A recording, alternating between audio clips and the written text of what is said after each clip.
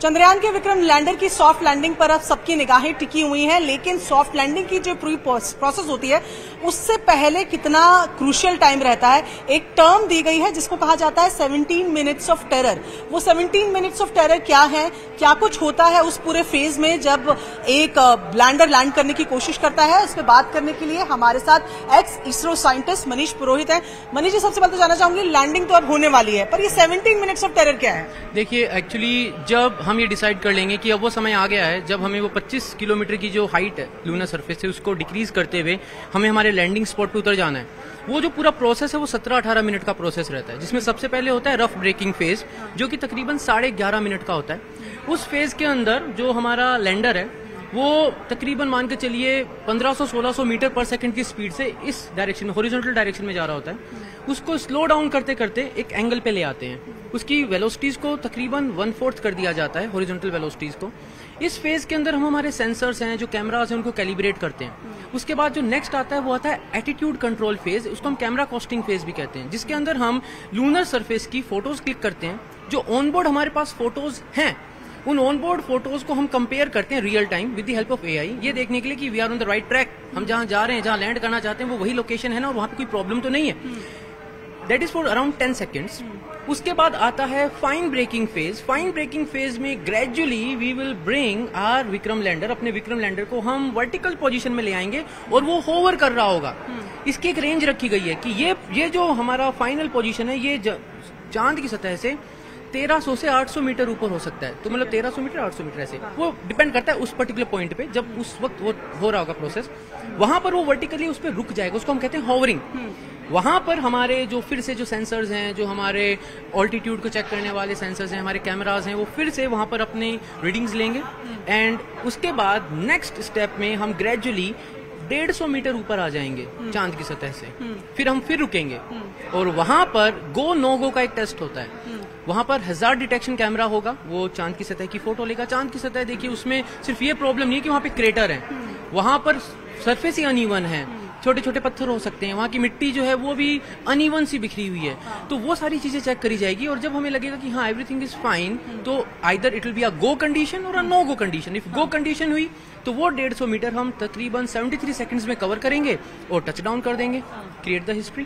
और अगर no go condition हुई तो हम फिर एक कदम आगे बढ़ाएंगे, 150 मीटर आगे जाएंगे और फिर will go for the touch down. ठीक है, इससे पहले एक बार आपको जरा ये एनिमेशन के जरिए में बता दें कि ये यहाँ तो प्रपल्शन मॉडल और विक्रम लैंडर अभी जुड़े हुए हैं, किस तरीके से ये अलग हुए, और ये इसके बाद देखें किस तरीके से विक्रम लैंडर ने अपना अब इसका डीबूस्टिंग का प्रोसेस पूरा शुरू हो गया। अच्छा, ये भी कहा जा रहा है कि अगर हम 23 अगस्त को लैंडिंग नहीं कर पाए तो 27 अगस्त को उसको अटेम्प्ट किया जाएगा। एक्चुअली क्या ना, मिशन बहुत ज्यादा क्रूशियल है, तो हम ये तो कर नहीं सकते कि उस दिन जिस दिन लैंड करना उस दिन अगर कोई इश्यू हुआ तो हम रिकॉल नहीं कर सकते ना, तो we have to keep 2 sites, 2 priority sites. तो फर्स्ट प्रायोरिटी है वो 23rd है, second priority is on 27th। Manish, आपसे समझना चाहेंगे ये एनिमेशन के माध्यम से भी कि जो फेजेस की बात आप कर रहे हैं वो कितने अहम होते हैं और उस पर अर्थ सेंटर की क्या उनकी क्या निगरानी रहेगी? ये सब कुछ यहीं से ऑब्जर्व होता है या सब कुछ ऑटोमोट पे? देखिए, जब पावर डिसेंट चालू हो जाता है तब तो हम ऑब्जर्वर बन जाते हैं। उससे पहले तक जो भी कमांड्स रन होती है, जैसे डीबूस्टिंग की बात करें, जो डीबूस्टिंग करी गई थी 18 और 20 तारीख को, वो ग्राउंड स्टेशन कंट्रोल थी। अभी जो चंद्रयान का विक्रम लैंडर है वो कंप्लीटली इन कांटेक्ट है अर्थ के ग्राउंड स्टेशन से, मतलब इसरो कंटिन्यूअसली उसको मॉनिटर कर रहा है। उस पर जो छोटे मोटे चेक्स करने हैं वो रेगुलरली करे जा रहे हैं, उसके जो सेंसर्स हैं उनको जो कैलिब्रेट करना है, वो प्रोसेस कंटिन्यूअस चलता रहेगा जब तक हम फाइनल डिसेंट के लिए न चले जाएं। फाइनल डिसेंट का जो पार्ट चालू होता है वहां पर पूरा जो सिस्टम है वो कंप्यूटर टेक ओवर कर लेता है और फिर वो पूरा प्रोसेस जो है वो ऑटोमेशन में चला जाता है। ठीक है। अच्छा, देखिए जैसे यहाँ पर विजुअल्स देखे हैं अगर दर्शक, तो ये यहाँ पर रिवर्स थ्रस्टिंग हो रही है और ये लैंडिंग, इसी तरीके की सॉफ्ट लैंडिंग की उम्मीद हम कर रहे हैं। हाँ जी, अब ये जैसे सॉफ्ट लैंडिंग होगी तो यहाँ पर टच सेंसर्स हैं जो बताएंगे विक्रम को कि हम लैंड कर गए हैं। तो विक्रम यहाँ पर अब वेकअप होगा, जागेगा, मतलब एक तरीके से मान लीजिए नींद में सोया है, जैसे ही सेंसर्स उसको बताएंगे कि भाई लैंडिंग हो गई है तो यहाँ से वेकअप होगा, अपने सारे सिस्टम्स को चेक करेगा, everything is working fine, power generation चालू हो जाएगा क्योंकि सूरज की रोशनी गिर रही होगी। फिर इसके अंदर से रैंप खुलेगा और वो जब रैंप ओपन होगा उसके अंदर से प्रज्ञान निकलेगा अपना rover and then start moving over the surface of the moon. तो जो 17 मिनट्स ऑफ टेरर की हम बात करें, बेसिकली वो 4 फेज की जो आपने लैंडिंग बताई वही है, बस वही है, लैंडिंग तक है 17 मिनट वाला पार्ट, उसके बाद तो फिर एक्सप्लोरेशन चालू हो जाएगा। आप चंद्रयान 2 का भी पार्ट थे? जब 2014 में it was plan but then it got delayed, अभी 2019 में गया था। तो क्या चेंजेस, मैं यही जानना चाहूंगी, क्योंकि सॉफ्ट लैंडिंग के लिए पिछले लेसन से हमने कुछ सीखा है, इस बार क्या चेंजेस दिख रहे हैं? If you learn from our mistakes तो वो बहुत अच्छी बात रहती है। देखिए तो हुआ ये कि जितना डेटा हमारे पास अवेलेबल था, इसरो के पास जो भी डेटा अवेलेबल था चंद्रयान 2 की लैंडिंग से, उस सारे डेटा को हमने एनालाइज किया। जो भी हमारी गलतियां हुई, जो भी एरर्स हमारे से, वो सब एनालाइज किया गया। हमने पिछली बार 5 इंजन रखे थे, अब हमने 4 इंजन रखे हैं लैंडर के ऊपर। हम ज्यादा फ्यूल कैरी कर रहे हैं, हमारे सेंसर्स की जो कैपेबिलिटीज हमने उसको इम्प्रूव कर दिया है। हमारी जो लैंडिंग लेग्स हैं विक्रम की, उनको हमने थोड़ा रोबस्ट किया है। उसकी भी हमने प्रोलिफिक टेस्टिंग करी है ग्राउंड स्टेशन पे।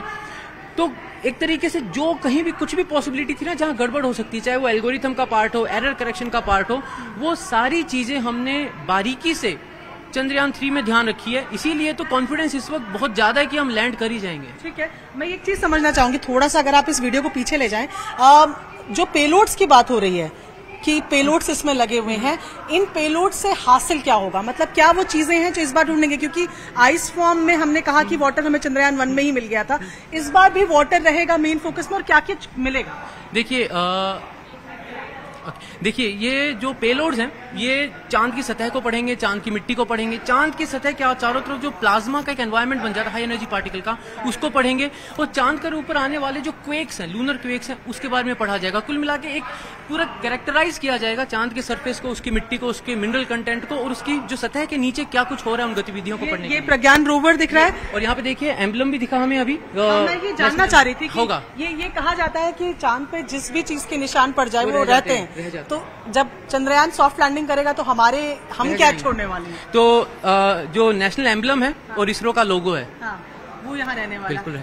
कॉन्फिडेंट है? आपकी तैयारियां पूरी हैं 23 तारीख को लेकर? पूरी है, पूरी तैयारियां हैं। चलिए, ये थे हमारे साथ मनीष जो बता रहे हैं कि तैयारियां इसरो की भी पूरी हैं। इसरो में इन्होंने काम किया है, चंद्रयान प्रोजेक्ट से भी जुड़े रहे हैं, और जिस तरीके से चीजों को ऑब्जर्व करना है, जो कि पेलोड्स हैं वो क्या कुछ रिजल्ट्स देंगे उसकी उम्मीद है। क्योंकि इस बार हम चांद की डार्क साइड में है, यानी कि उस साइड में है जिसको कभी नहीं देखा गया है। साउथ पोल में हम जा रहे हैं, और ऐसे में चांद पर पहुंचने वाले हम, साउथ पोल में पहुंचने वाले हम पहले देश होंगे, और चांद पर सॉफ्ट लैंडिंग करने वाले हम चौथे देश होंगे। ऐसे में इंतजार बस अब 23 अगस्त 6:04 का, जब विक्रम लैंडर सॉफ्ट लैंडिंग करेगा।